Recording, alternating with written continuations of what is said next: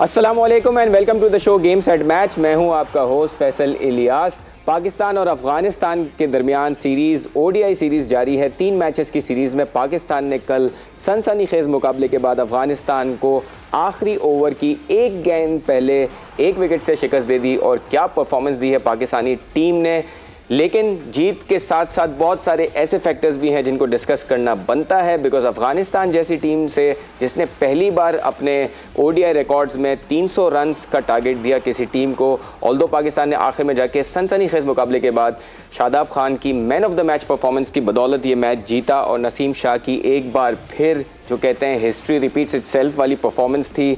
Same batsman same bowler, सिर्फ format का फ़र्क था। पहले उन्होंने T20 फॉर्मेट में 2 छक्के मार के पाकिस्तान को फतह याब किया था, और इस बार आखिरी ओवर में जब 11 रन्स थे तो 2 इंपॉर्टेंट चौके मार के पाकिस्तान को सीरीज़ में ना सिर्फ फतह दिलाई, पाकिस्तान की टॉप पोजीशन ओडीआई रैंकिंग में मुस्तहकम की। सो आउटस्टैंडिंग परफॉर्मेंस। लेकिन जैसे मैंने कहा, कुछ फैक्टर्स हैं जो ज़रूर पाकिस्तान को कंसिडर करने की बात है कि पहले मैच में 59 ऑल आउट करने वाली टीम ने 300 रन्स किए। और अफ़गानिस्तान को भी क्रेडिट जाता है, जिस तरह गुरबाज ने इनिंग्स के लिए 151 रन्स की, वो आउटस्टैंडिंग थी। और रिकॉर्ड ओपनिंग पार्टनरशिप रही अफ़गानिस्तान के लिए गुरबाज की तरफ से।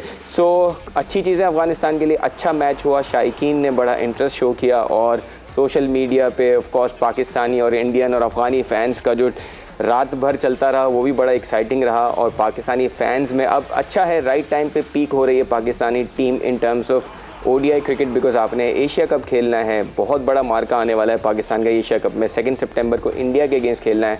सो all of these things are very good for Pakistan right now. But हमारे एक्सपर्ट्स के साथ हम ये ज़रूर जानेंगे कि पाकिस्तान की परफॉर्मेंस में वो कौन से ऐसे फैक्टर्स हैं, या टीम के कॉम्बिनेशन में वो कौन सी चीज़ें हैं जो हम तीसरे ओडीआई में ट्राई कर सकते हैं अगेंस्ट अफ़गानिस्तान, और कौन से ऐसे फैक्टर्स हैं जो अभी के प्लेयर्स हैं जिनको इम्प्रूव करने की ज़रूरत है। वहीद खान साहब हमारे analyst, sports analyst, senior sports analyst हमारे साथ होंगे। लेकिन और राइट, आउटस्टैंडिंग सीन्स इन हम्बन टोटा, और जितनी तारीफ़ की जाए शादाब खान और नसीम शाह की वो कम है। स्पेशली नसीम शाह तो ऑब्वियसली लाइमलाइट में रहे, लेकिन man of the match Shadab Khan ने जो मैच्योर इनिंग्स खेली, और उन्होंने पोस्ट मैच ये कहा भी कि उनको उस वक्त जिम्बाब्वे के अगेंस्ट उन्होंने जो एक शॉट खेला था सिकंदर मिर्ज़ा के अगेंस्ट, वो याद आ रहा था कि उस तरह का वो कोई शॉट नहीं खेलेंगे और सिंगल डबल्स करते रहेंगे, और जब मौका मिलेगा तो बाउंड्रीज भी लगाएंगे। हमने देखा कि 49th ओवर में जिस तरह उन्होंने लास्ट 2 बॉल्स पे 6 और 4 किया, उसके बाद मनकंड के रूल के तहत वो आउट हुए। लेकिन जब वो आउट हुए उस वक्त सारे तमाशाई या सारे क्रिकेट के फैंस जो हैं वो यही सोच रहे थे कि ये सब होने के बाद जो टीम जीतनी चाहिए वो पाकिस्तान की टीम जीतनी चाहिए, और वैसा ही हुआ। और नसीम शाह और अफ़गानिस्तान जब आमने सामने हो तो हम सबको पता है कि कौन जीतता है। So a lot of credit to Naseem Shah and Shadab Khan. But there are certain things that needs to be discuss, because Pakistan की पोजीशन एक वक्त में बहुत मुस्तहकम थी। जब इमामुल हक और बाबर आजम कप्तान जो है वो इनिंग्स क्रीज पर थे, उस वक्त ऐसा लग रहा था कि बहुत ईजी होगा टारगेट को चेस करना। लेकिन हमने देखा कि अचानक से विकटें गिरी, रिजवान रन आउट हुए, आगा सलमान ने एक रिवर्स स्वीप का गलत शॉट खेला। सो ये एक पाकिस्तान की जो ओडीआई में बैटिंग के कोलैप्स का सिलसिला है, अगर वो अफ़गानिस्तान जैसी टीम के अगेंस्ट दिख रहा है तो आप वर्ल्ड कप में या एशिया कप में बड़े मैचेस में आप एक्सपेक्ट कर सकते हैं कि इस तरह की सिचुएशन आ सकती है। आगा सलमान एज एन ऑलराउंडर खेल रहे हैं, उनकी ऑल्दो वो आउट हुए और होता है क्रिकेट में ऐसे, लेकिन ये भी कहा जा सकता है कि सऊद शकील बेंच पे हैं, वो लेफ़्ट हैंडेड हैं और प्रॉपर बैट्समैन हैं, तो क्या उनको कंसिडर किया जा सकता है। So all of these things can be discussed कि कल के मैच की जीत के बाद भी पाकिस्तान को क्या चीज़ें हैं जो स्लाइटली ट्विकिंग करनी है, कॉम्बिनेशन में क्या चेंजेस करनी है, ये सब हमने देखना है। साथ साथ शॉर्टर फॉर्मेट में हमने देखा है कि क्रिकेट जो है वो सिर्फ एशियन और ऑस्ट्रेलियन मुल्कों और इस तरफ इस रीजन से यूएस और कनाडा की तरफ मूव हो रहा है। और अभी रिसेंटली बहुत सारी लीग्स यूएस में हुई हैं। अभी एक यूएस T10 मास्टर्स लीग हो रही है जिसमें हम सवेरा पाशा वहाँ पे हैं यूएस में, और वहाँ की टीम के ओनर और कप्तान, न्यूयॉर्क वॉरियर्स की टीम के ओनर और कप्तान जो मिसबाहुल हक हैं, और ओनर जो हैं उनके कामरान अवान हैं, उन दोनों से बात की है। तो देखते हैं कि वो क्या बात हुई और वो T10 लीग किस तरह चल रही है यूएस में। तो मैं इस वक्त मौजूद हूँ फोर्ट लॉडरडेल फ्लोरिडा में, और यहाँ पे लगा हुआ है मज़ेदार क्रिकेट का मेला। The US T10 Masters League is happening here, और यहाँ पे एक हमारी टीम, तो हमारी टीम है New York Warriors, the only team owned by a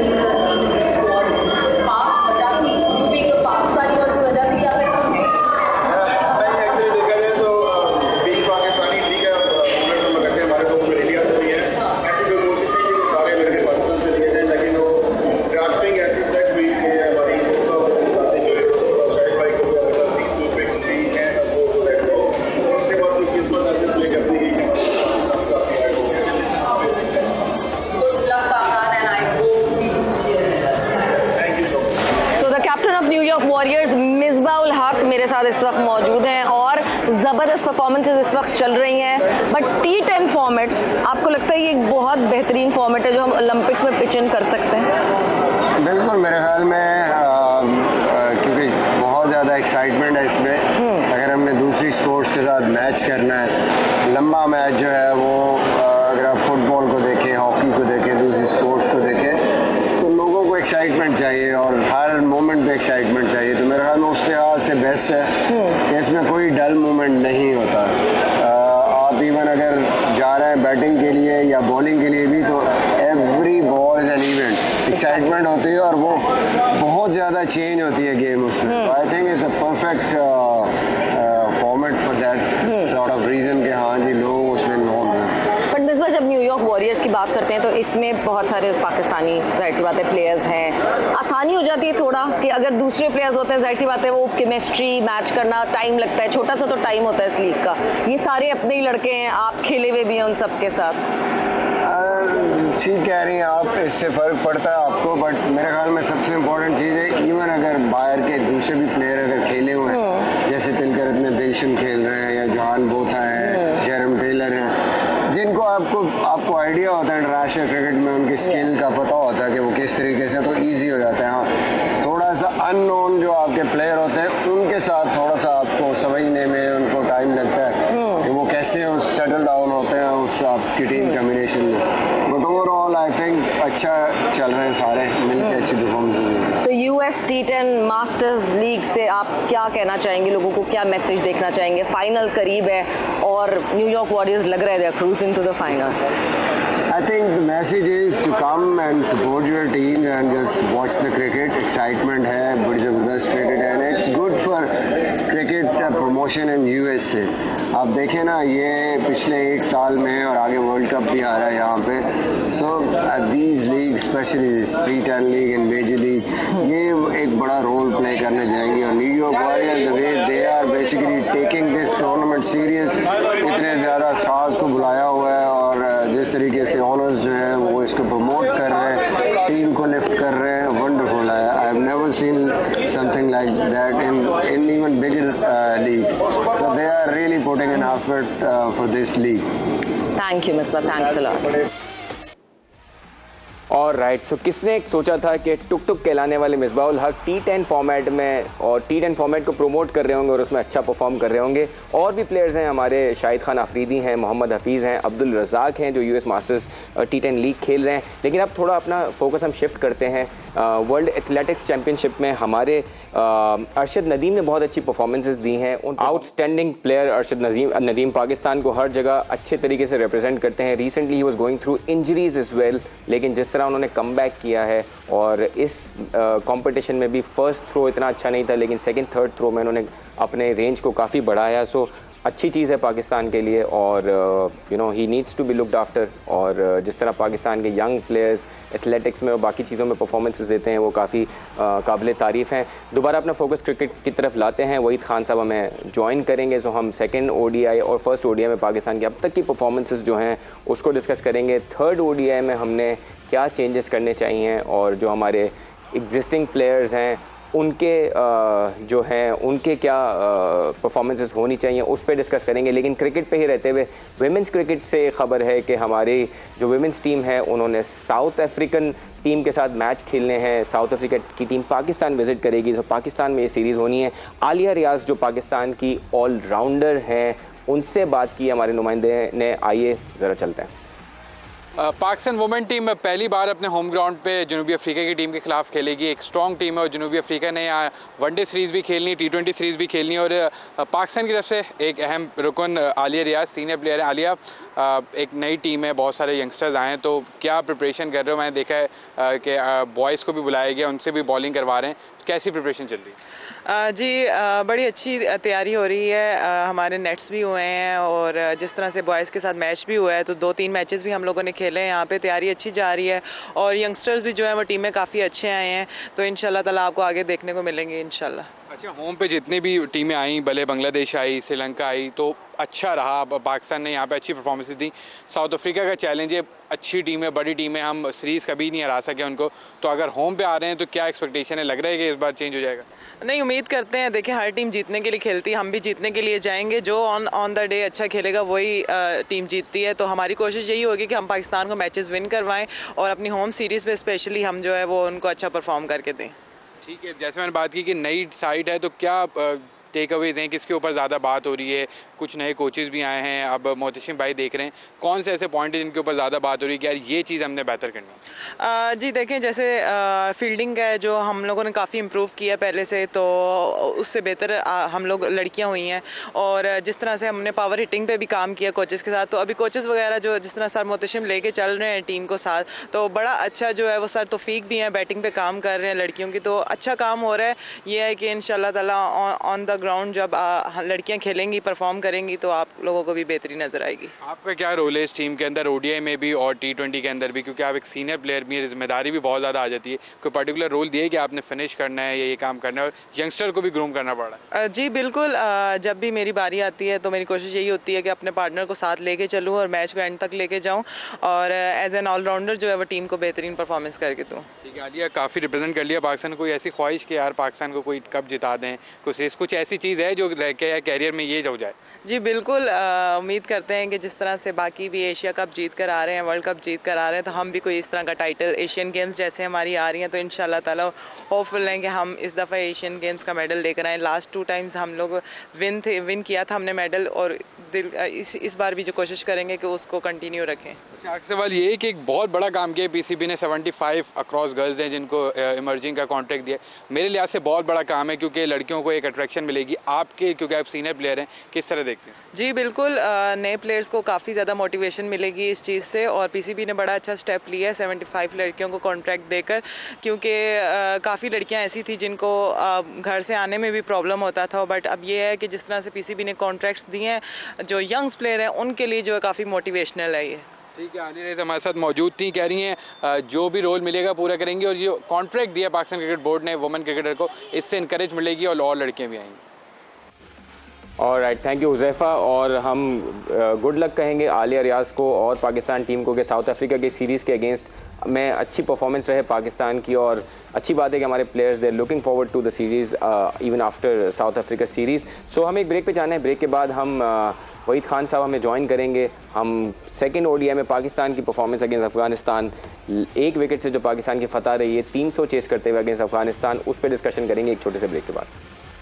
welcome back on game set match. बात हो रही है पाकिस्तान अफगानिस्तान सीरीज़ की, जहां पाकिस्तान सीरीज़ लीड कर रहा है 2-0, और सेकंड ओडीआई में पाकिस्तान ने शानदार फतह हासिल की, और एक बार फिर पाकिस्तान ने प्रूव किया कि कितने अच्छा क्रिकेट पाकिस्तान खेल सकता है जब क्रंच सिचुएशन हो। और शादाब खान और नसीम शाह की जितनी तारीफ़ की जाए कम है। शादाब खान ने man of the match performance दी, और नसीम शाह ने आखिरी ओवर में 2 चौके लगा के पाकिस्तान को टॉप रैंकिंग पे ओडीआईज़ में बरकरार रखा और इस सीरीज़ से भी फतह दिलाई। और अच्छी बात यह है कि पोस्ट मैच में हमने अपने कप्तान को देखा कि उनके दिमाग में भी यही है कि तीसरा मैच भी हमने जीतना है और अपनी पोजीशन को मुस्तहकम रखना है।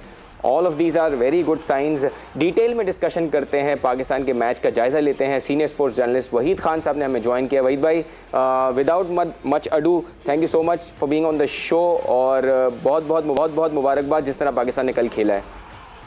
बिल्कुल जी, आज तो बड़ा अच्छा दिन है पाकिस्तान के लिए, क्योंकि कल पाकिस्तान अफगानिस्तान से जीता, और जो आज खबर आई है कि अरशद नदीम ने भी क्वालिफाई कर लिया है नेक्स्ट ईयर ओलंपिक्स के लिए और वर्ल्ड चैंपियनशिप्स के लिए। तो आई थिंक ये Pakistan sports is looking good. और कल जिस तरह पाकिस्तान अफगानिस्तान से जीता, मैं समझता हूँ कि बहुत ज़रूरी था, क्योंकि पहला मैच हम बहुत वन साइडेड जीते थे और बॉलर्स ने जिताया था। कल टेस्ट था बैट्समैनों का, खास करके क्योंकि अफगानिस्तान के पास स्पिनर्स अच्छे हैं, तो ये देखना था कि पाकिस्तान कैसे ये चेस करेगा। और मैं समझता हूँ कि पाकिस्तान ने मतलब ठीक है, आखिरी ओवर तक मैच गया, मतलब एक बॉल रह गई थी, लेकिन at the end of the day result matter करता है, और रिजल्ट पाकिस्तान के फेवर में आया है। तो आई थिंक कि ये बड़ी चीज़ है कि एक टीम एफर्ट सामने हमें नजर आ रही है। और नसीम शाह एज यूजुअल जो है वो अफगानिस्तान के लिए एक मुसीबत बना हुआ है, वो मतलब उनके जख्मों को नमक छिड़कता रहता है। लेकिन बहुत बड़ी चीज़ है कि इतने मतलब प्रेशर सिचुएशन में उस बच्चे ने आखिरी ओवर में 11 रन बना के पाकिस्तान को जिता दिया। तो very good sign for Pakistan going into the Asia cup and world cup. बिल्कुल सही है, बिल्कुल सही है वहीद भाई, और ये आपने बिल्कुल सही कहा कि जिस तरह की शादाब खान और नसीम शाह ने परफॉर्मेंस दी है उसमें ऐसे लगता है कि स्किल्स तो होते हैं लेकिन मैचेस जीतने के लिए आपको वो उस वक्त अपने आप को अप्लाई करना होता है, अकॉर्डिंग टू द सिचुएशन खेलना होता है। वो हमारे इन दोनों प्लेयर्स ने बिल्कुल साबित किया। लेकिन आपको जैसे आपने कहा कि पाकिस्तान के बैट्समैनों का इम्तिहान था, हम बॉलर्स पे भी बात करेंगे कि उन्होंने 300 रन खाए, लेकिन are you happy with the way Pakistan is batted? Because हमने फर्स्ट सेगमेंट में ये बात की कि पाकिस्तान की तरफ से दोबारा कोलैप्स दिखा। इमाम उल हक और बाबर की इतनी अच्छी पार्टनरशिप के बाद भी हम ऐसी सिचुएशन में आ गए कि आखिर में ऐसा लग रहा था कि हम शायद मैच लूज़ कर जाएंगे। आपको लगता है वो कोलैप्स वाली सिचुएशन अफगानिस्तान जैसी साइड्स के अगेंस्ट आना इज़ अ वरिंग साइन? देखिए, Afghanistan is not a bad side at all Faisal, मतलब उनकी स्पिन अटैक क्वालिटी है, उनके पास बहुत अच्छे स्पिनर्स हैं, तीनों अच्छे स्पिनर्स हैं। और मतलब श्रीलंका में कंडीशन ऐसी होती है कि स्पिनर्स को कल तो बल्कि पहले मैच से कंपैरिजन करें तो कल की पिच में थोड़ा सा और स्पिनर्स के लिए हेल्प थी। लेकिन एक चीज़ ज़रूर बिल्कुल आप सही कह रहे हैं कि मैं भी ये समझता हूँ कि इसमें जो एक मेन पॉइंट है ना वो ये है कि ये जो कोलैप्स हम देखते हैं उसकी वजह ये है कि फाकिर जमान को अगर आप देखें तो जब वो खेलता है तो वो तेज खेलता है, वो सामने वाले में प्रेशर नहीं आने देता। वो अगर आउट हो गया जल्दी तो ठीक है, लेकिन अगर वो रुक गया क्रीज पे तो वो बड़ा उसका स्कोर, उसका स्ट्राइक रेट बहुत अच्छा होता है। इमाम के साथ ये प्रॉब्लम आ रही है कि इमाम फॉर्म में है, इमाम रन्स भी कर रहा है, लेकिन इमाम इन सम वे, कल भी मैं समझता हूँ उसने 91 किए, लेकिन वो प्रेशर नहीं रिलीज कर पाता है सामने वाले बैट्समैन पे। और उसने और बाबर ने जो पार्टनरशिप की तकरीबन 128 से 25 रन की, तो क्योंकि बाबर था तो इतना नहीं पता चला, लेकिन जैसे ही बाबर आउट हुआ तो इमाम को जो कंट्रोल करना चाहिए था इनिंग्स को वो नहीं कंट्रोल कर पाया, जिसकी वजह से दूसरे बैट्समैनों में प्रेशर आया और फिर वो बैट्समैन प्रेशर नहीं बर्दाश्त कर सके। वो तो अच्छा था कि नीचे से शादाब ने जो है संभाल दिया इनिंग्स को। तो थोड़ा आई थिंक कोई क्रिटिकल नहीं, लेकिन मुझे लगता है कि इमाम को अपने फॉर्म को और बेहतर तरीके से यूटिलाइज करने की जरूरत है, मतलब एक इंटेंट की जरूरत है, क्योंकि एक बैट्समैन अगर इतने ओवर्स खेल चुका है तो उसको फिर या तो मैच फिनिश करना चाहिए, अगर वो फिनिश नहीं कर रहा तो जो नए बैट्समैन आ रहे हैं कम से कम उन पे प्रेशर नहीं आने देना चाहिए, मतलब he has to get the runs, मतलब वो सामने वाले पे डिपेंड उसको नहीं करना चाहिए। तो इमाम में थोड़ा सा यहाँ पर कल अगर उसकी आप इनिंग्स फॉलो करें तो उसका रन रेट गिरता गया, मतलब जितनी देर वो बैटिंग करता रहा था उसका नीचे स्ट्राइक रेट नीचे आता गया। तो ये थोड़ा सा I think Imam needs to work on this.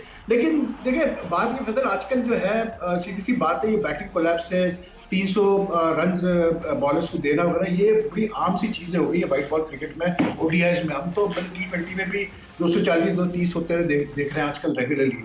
तो आई डोंट थिंक इतनी कंसर्न की बात है, सिर्फ थोड़ा सा अप्रोच को अपनी वो जो कहते हैं ना फाइन ट्यूनिंग करने की जरूरत है। हमारे लिए सबसे इंपॉर्टेंट ये है कि फाकिर रन्स करें, फॉर्म में आए, और बाबर जो है बड़े रन्स करना शुरू करे। तो कल अच्छा था कि बाबर ने 50 किए, लेकिन I would have like to see him get more runs, लेकिन बहरहाल कोई इतना इशू नहीं है। लेकिन ये जरूर है कि I would like to see them try Saud Shakeel in the third match कल।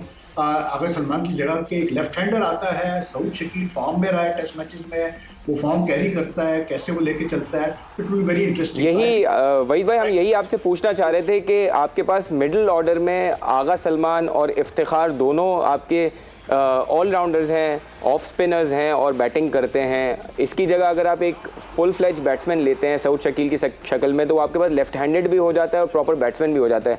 Do you think he is worth giving a try in the third ODI? Definitely. देखिए, आपने कल आगा सलमान को और इफ्तिखार को पहले 2 मैचेस में खिलाया। अब हैरत की बात यह है कि आपने आगा सलमान से बॉलिंग ही नहीं कराई, जबकि आगा सलमान जो है वो इफ्तिखार से बेहतर मतलब आपके पास ऑप्शन है, ऑफ स्पिन का पार्ट टाइम बॉलर है, लेकिन for some reason they didn't bowl him at all. तो अगर आप आगा सलमान और इफ्तिखार को खिला रहे हैं तो फिर बहुत ज़रूरी है कि आप दोनों से बॉलिंग करवाएं। लेकिन अगर आप मतलब दोनों से या किसी एक से बॉलिंग नहीं करवाते तो फिर आई थिंक सऊद आपको जो लेफ्ट हैंड का जो ऑप्शन देता है। दूसरा, सऊद की जो फॉर्म रही है टेस्ट क्रिकेट में ऑफ रिसेंट, रिकॉर्ड पे रिकॉर्ड उसने बनाया है, 2 सेंचुरियां, 6 हाफ सेंचुरीज 60 टेस्ट मैचेस में। तो ऐसे बंदे को जिसकी फॉर्म लगी भी हो, उसको तो आप किसी तरह से भी आपको जाहिर नहीं करना चाहिए। दूसरा ये कि Saud is a capable bowler also, अच्छी खासी लेफ्ट आर्म स्पिन कर लेता है, तो अगर वो 2-3 ओवर आपको जरूरत पड़ती भी है तो वो सऊद भी कर सकता है। आई थिंक सऊद को इनको ट्राई करना बहुत जरूरी है, क्योंकि Saud I think is a better batsman than obviously Iftikhar and Agha Salman both, क्योंकि वो प्रॉपर एक बैट्समैन है जिसका बहुत एक्सपीरियंस भी है डोमेस्टिक क्रिकेट का। बिल्कुल सही है। एक तो हमें सऊद शकील का आपका पॉइंट ऑफ व्यू आ गया। आपको लगता है कि नवाज को भी किसी पॉइंट पे लिया जा सकता है वैरायटी डालने के लिए? बिकॉज आपके पास इफ्तिखार और आगा सलमान होते हैं तो दोनों kind of similar kind of players हैं, तो अगर वैरायटी रखनी है आपने, थोड़ा लेफ्ट हैंड राइट हैंड रखना है, तो Nawaz could also be a good option. I think कि Nawaz is definitely a very good option. मुझे क्या लगता है कि आई थिंक, और मैं अग्री करता हूँ इस चीज़ से, कि बाबर ने और टीम मैनेजमेंट ने अच्छा फैसला किया कि दे आर ट्राइंग आउट। देखिए शादाब तो खेलेगा क्योंकि शादाब को कल हमने देख लिया 2 मैचेस में कि उसकी बैटिंग वैल्यू ऐड करती है, उसकी फील्डिंग वैल्यू ऐड करती है, तो शादाब ने तो खेलना है। I think they are trying out Osama Mir to see how he fares. तो इसलिए बाबर ने 2 मैचेस में दोनों लेग स्पिनर्स को खिलाया, और कल तो हमने देखा कि उसने दोनों एंड लेग स्पिनर लगाए हुए थे। तो अभी तो वो आई थिंक थोड़ा सा एक्सपेरिमेंट कर रहे हैं, उसमें कोई बुराई नहीं है, लेकिन नवाज एक ऑप्शन है आपके पास, हमेशा पड़ा हुआ है। और अगर आगे चल के आपको ऐसे पिचेस मिलती है कि जहां आपको लगता है कि एक लेफ्ट आर्म स्पिनर बेहतर रहेगा एक लेग स्पिनर की जगह, तो बिल्कुल आप खिला सकते हैं मोहम्मद नवाज को।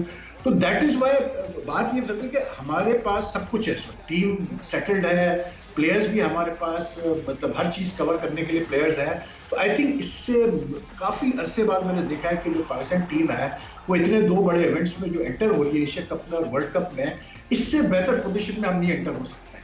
वो एक अलग बात है कि बोर्ड में जो भी मसले हैं, लेकिन team itself is very settled. तो I think it's a very good sign for Pakistan cricket. And Nawaz को जब जरूरत पड़ेगी बाबर बिल्कुल खिलाएगा, no doubt about that. And you are absolutely right. हम भी यही सोच रहे थे कि 2 लेग स्पिनर इसलिए हैं कि एक तरह से कंपैरिजन भी हो जाएगा बॉलिंग वर्सेस बॉलिंग का, और नवाज तो आपके पास है ही, जब आपको वो कॉम्बिनेशन चाहिए होगा तो वो he'll be back in the team. Sir लेकिन एक वहीद साहब हमें बताएं, आपने जैसे कहा कि ऑलमोस्ट सारे बॉक्सेस टिक हो रहे हैं अभी पाकिस्तान की जो टीम है उसके हवाले से।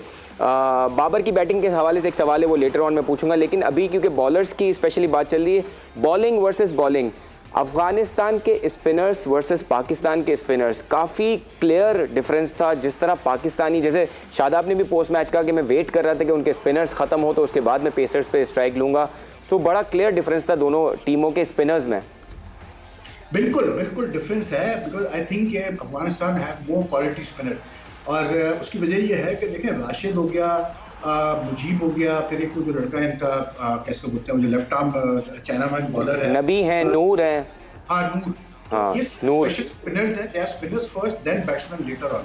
एंड ये क्योंकि अफगानिस्तान इन पे इतना डिपेंड करता है अपने स्पिनर्स पे, तो इनकी क्वालिटी आपको बड़ी डिफरेंट नजर आती है, because they are used to taking the pressure, they are used to carrying the burden of the bowling, क्योंकि उनके पास पेस अटैक को इतनी खास नहीं सिवाय फजल फारूकी के। तो आई थिंक ये वाज़ेह डिफरेंस है स्पिन में। और पाकिस्तान को एडवांटेज ये है कि पाकिस्तान के पास क्योंकि एक क्वालिटी पेस अटैक है, तो आपका मतलब जो है ना कवर हो जाती है आपकी बॉलिंग, स्पिनर्स भी कवर हो जाते हैं। किसी दिन अगर बुरा दिन भी हुआ तो पेस बॉलर्स कवर कर देंगे। जैसे पहले मैच में आप देखें ना, सीधा एक वो था कि अफगानिस्तान के स्पिनर्स ने 7 विकेट लिए, डोमिनेट किया, हमारी तरफ से हमारे पेस बॉलर्स ने जो है विकेट लिया और डोमिनेट किया, 7 विकेट लिया, 8 विकेट लिया और डोमिनेट किया। तो आई थिंक पाकिस्तान को ये एज है कि पाकिस्तान का pace and spin obviously is of not that quality, but pace is definitely of high quality, तो वो कवर हो जाता है। लेकिन मुझे ये फील आती है मतलब कि before the world cup, Asia cup में तो शायद नहीं, लेकिन बिफोर द वर्ल्ड कप ये ओसामा को जो ट्राई करके देखा, अच्छा किया इसको ट्राई करके देख लिया, but I think Abrar Ahmed जो है he would be a better option for the world cup in place of Osama, क्योंकि आपके पास शादाब तो है जो लेग स्पिन करता है, तो एक थोड़ा सा डिफरेंट टाइप का बॉलर अगर आपके पास आ जाए तो वो एक्स फैक्टर आपको प्रोवाइड करेगा। Osama because he playing a lot of T20 cricket, तो आई थिंक थोड़ा सा he is not hitting the right spots right now. लेकिन पाकिस्तान के पास क्योंकि बेस अटैक अच्छा है, क्वालिटी है, तो इसलिए हमें इतना टेंशन नहीं होती है स्पिनर्स को लेकर। लेकिन definitely Afghanistan spinners have bowled much better in the series than Pakistan spinners. अभी वहीद भाई मैं अभी स्टेटिस्टिक्स देख रहा था कि 2019 के वर्ल्ड कप के बाद किस टीम का सबसे बुरा एवरेज है स्पिनर्स के बॉलिंग कराते हुए, और स्ट्राइक इकोनॉमी रेट भी सबसे बुरा है, वो सबसे बुरा पाकिस्तान का है। पाकिस्तान ने 518 ओवर्स करा के 69 विकेट्स लिए हैं और 5.42 के इकोनॉमी से 40.79 का एवरेज है। सो पाकिस्तान के स्पिनर्स का प्रॉब्लम मैंने वैसे हाइपोथेटिकली उठाया था, लेकिन जब when you look at the numbers, Bangladesh is the best team, Afghanistan is the second best team, Australia is the third team, and later on Pakistan is in the bottom. So Pakistan को spin में बेहतर करना ज़रूरी है। और ये आपने बिल्कुल सही पॉइंट आउट किया कि प्रॉब्ली उसी चीज़ को लेते हुए ओसामा मीर को अभी प्रॉपर ट्रायल दिया जा रहा है कि वो शादाब के साथ या शादाब ना हो तो उनके बगैर भी ओसामा मीर एक प्रॉपर आपके पास लेग स्पिनर हो। But spinning department is something that you need to work on. हमने पिछले शोज में बात की है कि शायद मुश्ताक अहमद की खिदमत या सकलैन मुश्ताक की खिदमत जो थी वो सेंस बनाती थी और उनमें से किसी एक को होना चाहिए टीम के साथ। बिल्कुल, लेकिन एक बड़ी इंटरेस्टिंग चीज ये है ना फैजल, जो आपने जो फिगर कोट किया है, आप मतलब दे हाईलाइट द फैक्ट कि our spinners have not been that strong. लेकिन still if you like compare Pakistan to the other teams जिनके स्पिनर्स ने बेहतर किया है, बांग्लादेश या for that matter Afghanistan, Sri Lanka वगैरह, आप ये देखें तो ये सारी टीमें टीम परफॉर्मेंस वाइज हमसे नीचे हैं रैंकिंग्स में। तो इट शोज कि पाकिस्तान, जैसे मैंने कहा कि पाकिस्तान के क्योंकि बेस अटैक क्वालिटी का है, बैटिंग हमारी बेहतर है, तो हम team wise collectively we cover up that weakness. तो टीम वाइज अगर आप रिजल्ट्स देखें तो Pakistan is doing much better than Bangladesh, Sri Lanka and all these other teams, maybe not England, but definitely Pakistan is among the top 100 team, and that is because we have a lot of balance in the team. तो इस वजह से पाकिस्तान को as है कि हमारे पास हर department covered है the team. Absolutely absolutely, और आपने बिल्कुल सही कहा कि पाकिस्तान के पेस अटैक जो है वो कवर अप कर लेता है, और ओवरऑल आपका कॉम्बिनेशन ऐसा है कि आपकी रैंकिंग टॉप पे हैं और आपकी पोजीशन बेहतर बन जाती है टीम के ओवरऑल परफॉर्मेंस की वजह से। सर, बाबर आजम को हमने देखा पोस्ट मैच पे रमीज़ राजा ने ये सवाल किया कि क्या एक वरिंग साइन है आपके लिए कि स्पिनर्स के अगेंस्ट आउट हो रहे हैं बहुत ज़्यादा, और कल भी हमने देखा कि राशिद के अगेंस्ट बाबर आउट हुए। आपको क्या लगता है, आपको लगता है कि कुछ घबराने की सिचुएशन है बाबर के लिए स्पिनर्स के अगेंस्ट? नहीं, आई डोंट थिंक सो। देखें यार, बात ये है, एक बंदा जो तकरीबन 10-12 हज़ार रन इंटरनेशनल रन कर चुका अक्रॉस ऑल 3 फॉर्मेट्स, जिसकी इतनी सेंचुरियाँ हो, 30 के करीब सेंचुरियाँ हो across all 3 formats, I don't think कि उसने ऐसे तो रन नहीं कर दिया ना, उसने स्पिनर्स को खेला है। इट्स जस्ट दैट होता है कि बड़े से बड़े बैट्समैनों को कोई पैच आता है, कोई फेज आता है जहाँ वो फंसते हैं किसी बॉलर के खिलाफ। बाबर की एक वीकनेस हमेशा रही है, but that has been more against the left arm spinner जो आम बॉल नहीं पकड़ पाता है। बाबर को ये प्रॉब्लम आती है कि जो बॉल सीधी रहती है ना, वो उसको थोड़ा सा उसको डिफिकल्टी हो रही है, बट ही सच मतलब जिस लेवल का पाएगा वो बैट्समैन है, आई एम प्रीटी श्योर कि वो वर्कआउट करेगा इस चीज़ को, इसलिए क्योंकि उसको भी पता है कि Asia cup going into the Asia cup, going into the world cup, जिस टाइप की पिचेस हैं और जो ऑपोजिशन है, तकरीबन जो आपका 70% 60% ऑपोजिशन जो है वो स्पिन पे ही डिपेंड कर रही है, तो ही हैज टू मतलब प्ले बेटर अगेंस्ट स्पिन। कल देखें, एक चीज मैं बताऊं, इमाम प्ले स्पिन मच बेटर। कल इमाम क्रीज का बहुत अच्छा इस्तेमाल कर रहा था स्पिनर्स के खिलाफ, even in the first match. Babar को आई थिंक मतलब हम क्या कहेंगे, क्योंकि जाहिर सी बाबर को हम क्या एडवाइस देंगे, बट आई जस्ट फील कि थोड़ा सा उसका क्रीज का इस्तेमाल उसको बढ़ाना पड़ेगा। तो I think he come out on top because he is just too good a batsman to struggle for too long against spinners. So I don't think we should be worried about that. Absolutely, no doubt. The records speaks for themselves कि किस तरह बाबर ने जो है वो राज किया है दुनिया क्रिकेट पे। और सर, पेस अटैक हमने कल देखा कि 200 की पार्टनरशिप लगी है पहली पाकिस्तान के अगेंस्ट। थोड़ा सरप्राइजिंग था, थोड़ा शॉकिंग था हमें, और ये लग रहा था कि ये 300 जो है वो शायद 330 335 भी हो सकता था। तो जैसे आपने खुद कहा कि पाकिस्तान का पेस अटैक ऐसा है कि कवर अप करता है आपकी स्पिन को भी, लेकिन आपको लगता है कि ये कल की जो परफॉर्मेंस थी या तो वो पिच की वजह से थी, या आपको लगता है कि थोड़ा सा हम कंप्लेसेंट थे पिछले मैच में 59 ऑल आउट करने के बाद? थोड़ा सा कंप्लेसेंसी का भी इशू होगा। दूसरा ये भी था कि ऑब्वियसली बात है, अफगानिस्तान जिस तरह से पहला मैच हारी तो उनको जाहिर सी बात है बहुत झटका लगा होगा, तो they wanted to show that they can compete with Pakistan.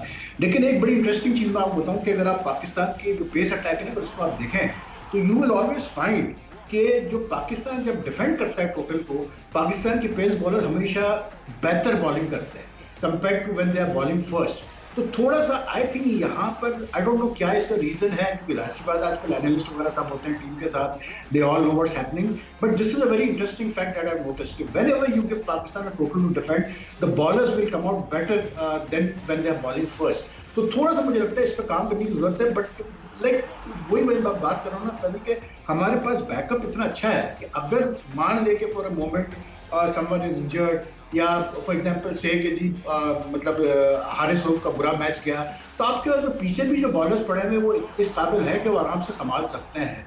तो I think it's just that Pakistan के बॉलर्स को थोड़ा सा जब वो पहले बॉलिंग करते हैं, they need to work on that कि किस तरह से आपने जो है मतलब एंगल्स को कवर करना है, किस तरह से आपने किस बैट्समैन को पकड़ना है, किस तरह से फाइनल ओवर्स करने हैं। But they are always better while bowling second, but it's a very good pace attack, it's a quality pace attack. आपके पास मतलब शाहीन जैसा बॉलर है जो कभी भी नहीं गेंद आपको 1-2 विकेट लेके देता है शुरू के ओवर्स में पावर प्ले में। आपके पास हारिस रऊफ है जिसके पास पेस है, वो रैटल करता है बैट्समैन को। Naseem has been the most improved bowlers in recent times, he is coming through very well. तो no worries, actually I would be, सीधी सी बात है, I would shocked and surprised if Pakistan can't do well and reach the मतलब last stages in the Asia Cup and World Cup. मतलब it's a very good team. इंशाल्लाह। और वहीद भाई, थोड़ा सा अगर हम देखें, ये जो टीम है वो बिल्कुल यंग टीम है और उसमें इस यंग टीम का इतनी मेचोरिटी से, जिस तरह हमने देखा है कि जिस मेचोरिटी से सिचुएशन के हिसाब से खेलते हैं, वो काफ़ी क्रेडिट जाता है टीम को हमारी। बिल्कुल, देखिए बात ये है कि इस टीम की जो सबसे खास बात है ना, मतलब वो ये है कि few days back I was discussing this with someone कि जो आपके पास 90s में या आफ्टर दैट आल्सो इनसे ज़्यादा टैलेंटेड प्लेयर्स थे, इनसे ज़्यादा जो है स्किल्ड प्लेयर्स थे, लेकिन इस टीम ने जो है ना क्रिकेट फैंस को वापस लेके आया, ट्रस्ट लेके आया क्रिकेट फैंस को वापस अपने अंदर।